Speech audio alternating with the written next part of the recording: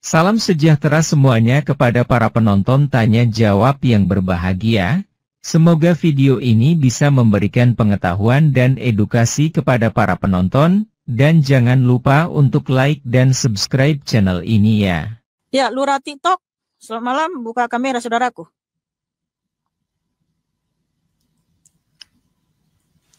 Halo, selamat malam. Iya, selamat malam, silakan buka kamera Lurah TikTok.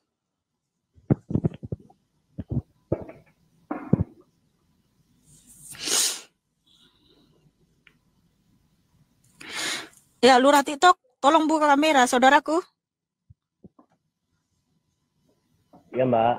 Selamat malam. Ya, selamat malam, silakan.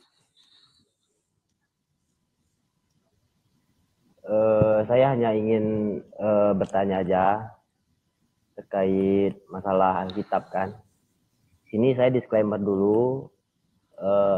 Istilahnya saya tidak mau mencari pembenaran, cuman lagi mencari kebenaran gitu aja, Mbak. Wah, puji Tuhan. Kebenaran ada dalam Kristus. Kalau begitu, silakan saudaraku. Jadi di ajaran Yesus itu, Mbak, mana dalil ibaratnya kita itu harus percaya kepada Yesus sebagai Tuhan? Itu yang pertama sih, Mbak. Saya akan dijawab dulu. Kita harus percaya kepada Dia bahwa Dia Tuhan. Ya, betul.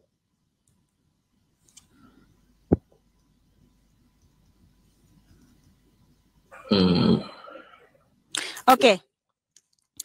Di Yohanes 8 ayat 24, Tuhan Yesus bersabda, kalau kamu tidak percaya bahwa akulah Dia, kamu akan mati dalam dosa-dosamu. Dia siapa? Ya Tuhan itu sendiri. Allah itu sendiri.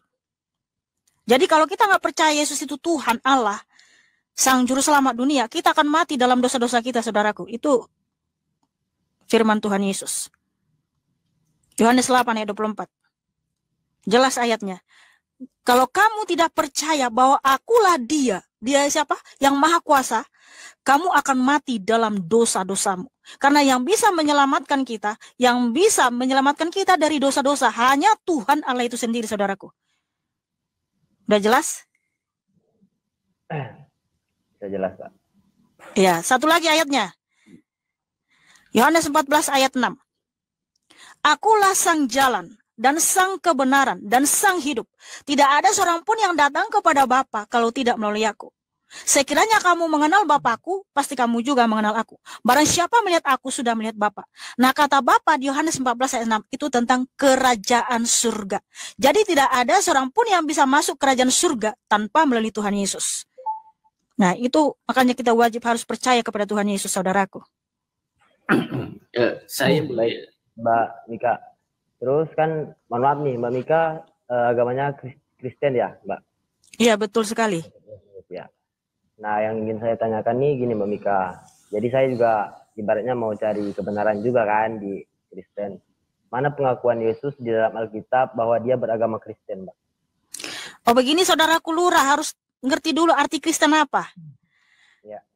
Kristen itu berasal dari bahasa Yunani, yaitu Kristianos, yang artinya pengikut Kristus, yang berkarakter Kristus. Jadi ketika ada yang percaya nama Tuhan semesta alam, yaitu Yesus Kristus, dia disebut Kristen. Jadi Kristen itu pengikut Tuhan Yesus Kristus. So pasti Tuhan Yesus tidak akan pernah mengaku dia beragama Kristen. Karena Tuhan Yesus tidak punya agama, dia adalah Tuhan Allah itu sendiri, saudaraku. Oh gitu. Iya. Yang saya ketahui nih, Mbak ya, kan Yesus itu kan lahir sekitar 4 sebelum Masehi. Nah, 4 sebelum Masehi, 0 Masehi, makanya kita memakai kalender Masehi, ini 2024. Artinya sudah 2024 tahun yang lalu Yesus Kristus lahir, datang ke dunia. Kita kan mengikuti kalender Masehi ini. Oke, 0 Masehi, oke lah, saya ikutin ibaratnya apa tuh jawaban Mbak. Cuman ini kan yang saya ketahui, yang saya disclaimer dulu nih, yang saya ketahui itu kan adanya nama Kristen itu timbul itu sekitar 42 Masehi, Kak. Jadi sebelum 42 Masehi itu belum waktu adanya Yesus pun, jadi nama agamanya itu apa Kak? Kalau bukan Kristen? Kamu ngerti nggak arti kata agama? Ngerti lah, agama itu kan keyakinan seseorang. Jadi agama itu berasal dari bahasa Sanskerta, itu dari India.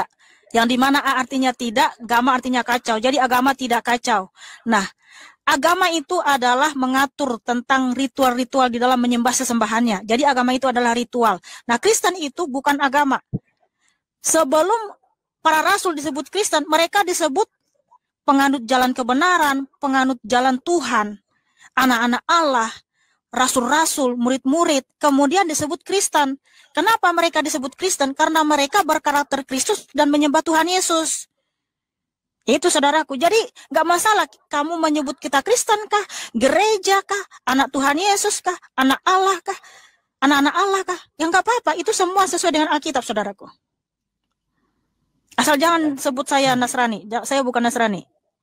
Nah, masalahnya itu tadi. Soalnya kan sebelum 42 Masehi, masalahnya kan nama Kristen itu timbul, itu kan setelah Yesus mati, atau bahasa itunya setelah Yesus diangkat gitu kan. Tuhan Yesus nggak diangkat, dia naik sendiri ke surga. Ya oke lah, ibaratnya bahasanya begitulah.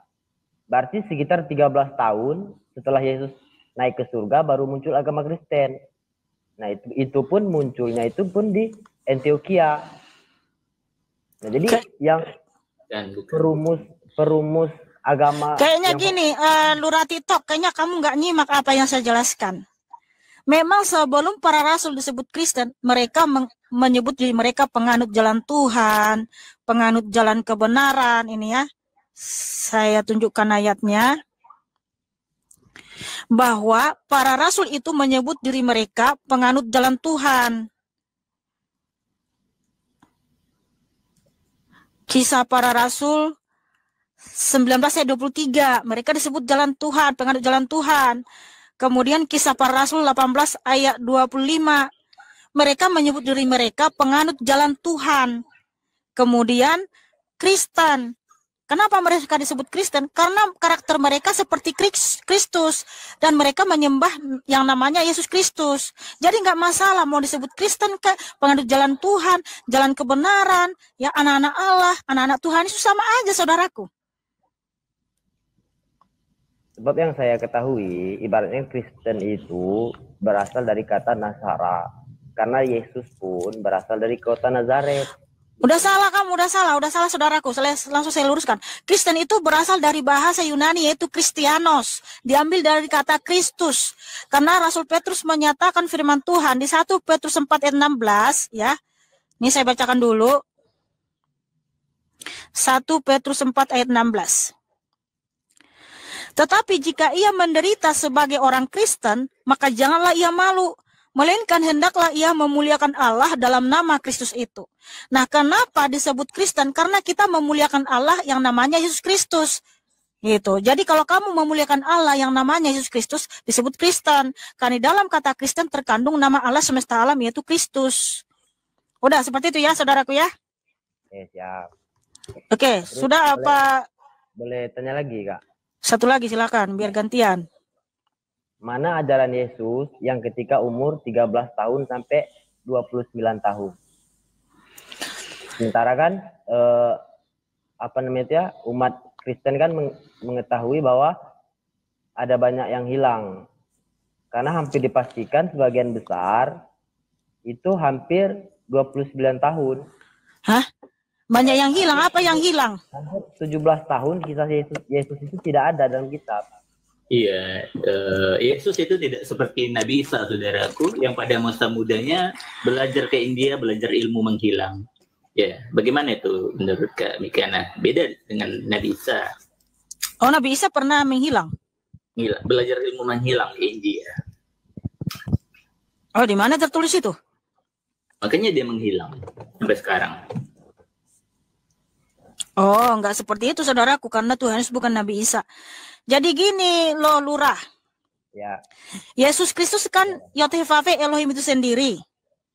yang datang dari sorga ke dunia menyatakan dirinya dalam rupa seorang hamba dan menjadi sama dengan manusia yang tertulis di Filipi 2 ayat 6-8. Kalau kamu tanya ajaran Tuhan Yesus, wah, sangat lengkap sekali di dalam Alkitab, Kejadian sampai Wahyu, itu ajaran Tuhan Yesus.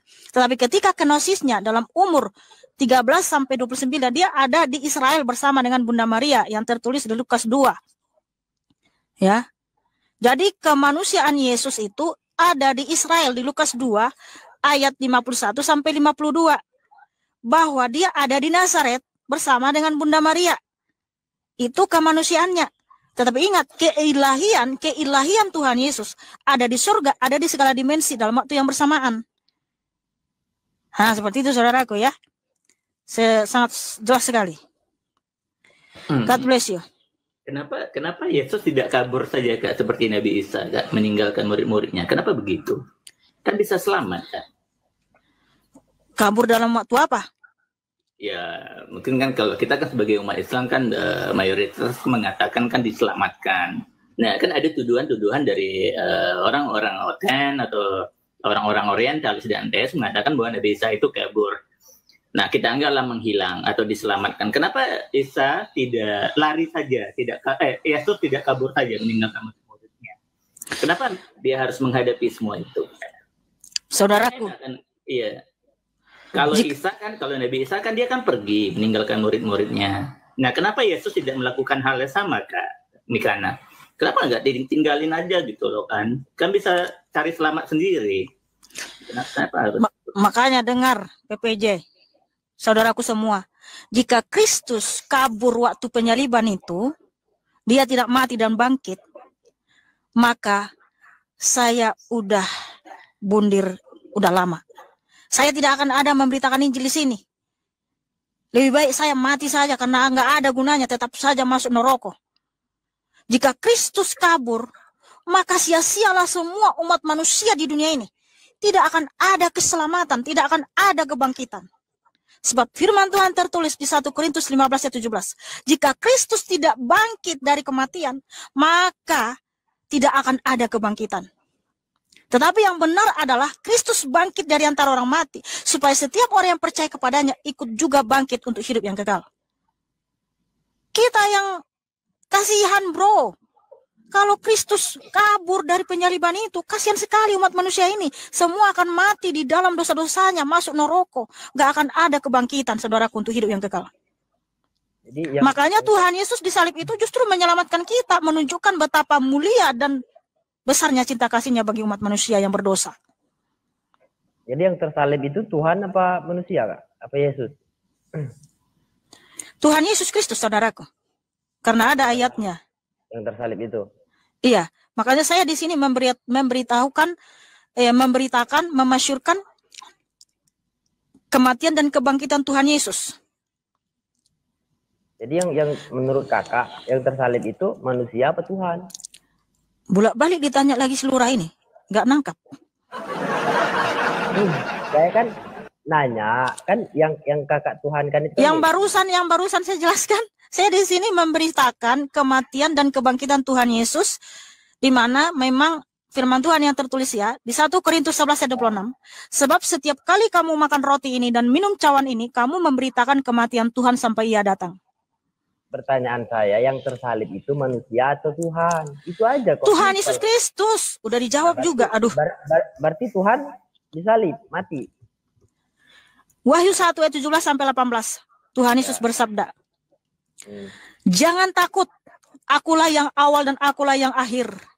Aku telah mati, namun lihatlah aku hidup abadi selama-lamanya dan aku memegang kunci kerajaan maut. Yang awal dan akhir itu siapa? Kan Allah yang Maha Kuasa. Dialah Tuhan Yesus. Dia telah mati dan bangkit dari kematian. Dia hidup kekal abadi selama-lamanya. Makanya iman Kristen itu bukan iman halus, saudaraku, tapi iman yang berdasarkan bukti bahwa Tuhan Yesus telah memberikan pengampunan. Ya, pertanyaan saya kan, kalau dia disalib mati nggak dia? Gantian saja dulu saudaraku, yang lain dulu naik. Udah pertanyaan muda aneh. Nggak dijawab sih kak. Kan saya nanya, itu kayak kakak bilang yang disalib Tuhan. Nah itu Tuhan mati apa enggak? Ya, Lurah TikTok, makanya ketika saya menjelaskan pasang pikiran dan simak baik-baik. Enggak, jawaban saya, pertanyaan Aku saya itu sudah simple. kasih dalil, sudah kasih dalil. Pertanyaan saya itu simple sekali loh pertanyaan saya itu. Yang mati itu Tuhan, kakak bilang kan yang disalib Tuhan. Saya tanya mati apa enggak, kakak bilang enggak dijawab. Gimana? Tadi saya sudah kasih dalil. Wahyu 1 ayat 17 sampai 18. Yod-Heh-Vav-Veh Elohim berfirman. Iya, betul. Jangan takut, dengar dulu. Jangan takut, akulah yang awal dan akulah yang akhir. Aku telah mati, namun lihatlah aku hidup abadi selama-lamanya dan aku memegang kunci kerajaan maut. Iya, Makanya kita anak-anak Tuhan Yesus yang percaya kepadanya, kalau mati nggak turun ke alam maut. Kita langsung ke Firdaus, ke surga. Yang saya tanya itu mati atau enggak? Udah, pergilah dengan damai sejahtera. Tuhan Yesus memberikan kamu hikmat dan kecerdasan, saudaraku. Haleluya. Apa matinya pura-pura gitu kan? Atau beneran mati? Udah dikasih dalilnya jelas-jelas, teman-teman. Wahyu 1 ayat 17 sampai 18. Tuhan Yesus bersabda, jangan takut. Akulah yang awal dan akulah yang akhir. Aku telah mati, namun lihatlah aku hidup abadi selama-lamanya. Dan aku memegang kunci kerajaan maut. Makanya kalau kita mati, saudaraku, kita nggak akan turun ke alam maut. Kita langsung ke Firdaus. Karena Tuhan Yesus yang pegang kunci kerajaan maut. Anak-anaknya nggak akan dimasukkan ke alam maut, saudaraku ya. Alam maut itu sudah seperti neraka.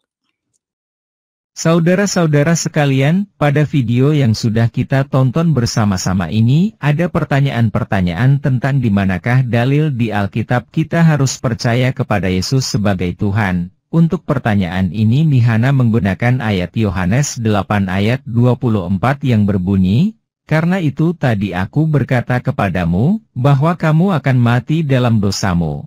Sebab jikalau kamu tidak percaya, bahwa akulah Dia, kamu akan mati dalam dosamu. Untuk jawaban ini kalau orang awam mempelajari Alkitab dengan teliti, dari satu perikopnya di ayat 21-29 ini mengatakan bahwa Yesus menerangkan Dia adalah seorang utusan yang menyampaikan tentang firman Tuhan yang didengarnya dari Bapa. Ini seperti yang dikatakan Yesus di ayat 26-nya yang berbunyi, banyak yang harus kukatakan dan kuhakimi tentang kamu, akan tetapi Dia, yang mengutus aku, adalah benar, dan apa yang kudengar daripadanya, itu yang kukatakan kepada dunia. Namun kembali lagi ini kalau menurut iman Kristen memang berbeda dengan orang awam di mana di iman kekristenan Yesus itu adalah Bapa sendiri. Jadi kalau dipahami dengan pemahaman orang awam memang berbeda. Nah, silahkan para penonton memberikan tanggapannya dengan cara menulis di kolom komentar. Terima kasih. Jawabannya lihat ayat di Alkitab. Yohanes pukul 8.24 Karena itu tadi aku berkata kepadamu, bahwa kamu akan mati dalam dosamu. Sebab jikalau kamu tidak percaya, bahwa akulah Dia, kamu akan mati dalam dosamu. Yohanes 14:6 kata Yesus kepadanya, akulah jalan dan kebenaran dan hidup. Tidak ada seorang pun yang datang kepada Bapa, kalau tidak melalui aku. Kisah Para Rasul pukul 19.23, kira-kira pada waktu itu timbul huru-hara besar mengenai jalan Tuhan. Kisah Para Rasul pukul 18.25, ia telah menerima pengajaran dalam jalan Tuhan. Dengan bersemangat ia berbicara dan dengan teliti ia mengajar tentang Yesus, tetapi ia hanya mengetahui baptisan Yohanes. 1 Petrus pukul 4.16 Tetapi, jika ia menderita sebagai orang Kristen, maka janganlah ia malu, melainkan hendaklah ia memuliakan Allah dalam nama Kristus itu. 1 Korintus pukul 15.17 Dan jika Kristus tidak dibangkitkan, maka sia-sialah kepercayaan kamu dan kamu masih hidup dalam dosa.